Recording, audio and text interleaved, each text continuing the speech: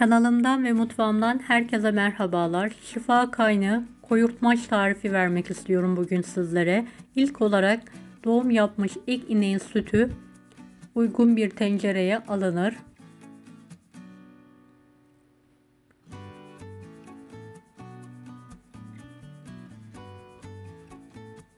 Daha sonra orta ateşte pişirmeye bırakılır. Evet, koyulaşmaya başlayınca sürekli karıştırarak, başından ayrılmayarak pişirmeye devam edilir.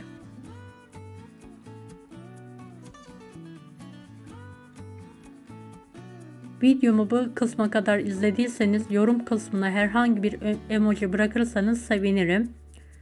Evet, yüksek ateşte sürekli karıştırarak koyu kıvam alana kadar pişirmeye devam ediyoruz.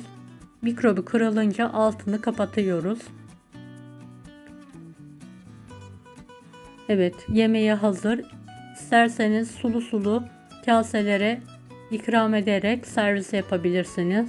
Veya soğuk olarak suyunu süzerek lor şeklinde de tüketebilirsiniz. Tercihe bağlı. Görüntüsü aynı zaten lor gibi. Evet, 5 kilo sütüm var. Hiç süt pişirmesini bilmeyenler için süt nasıl pişirilir onu göstermek istiyorum. Uygun bir tencereyi aldım. Kaynatmaya bıraktım. Yüksek ateşte kabarmaya başlayınca bir kepçe yardımıyla köpüğünü dağıta dağıta karıştırıyorum.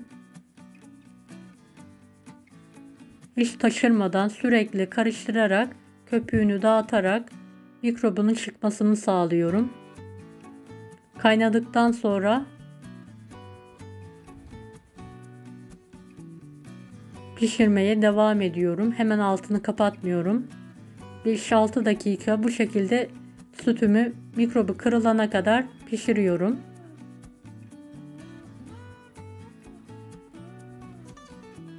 Hiç başından ayrılmadan pişirmemiz önemlidir.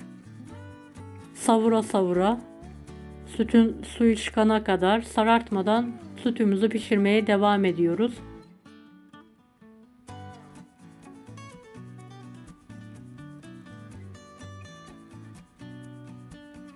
Evet, gördüğünüz gibi baya bir köpüğü var.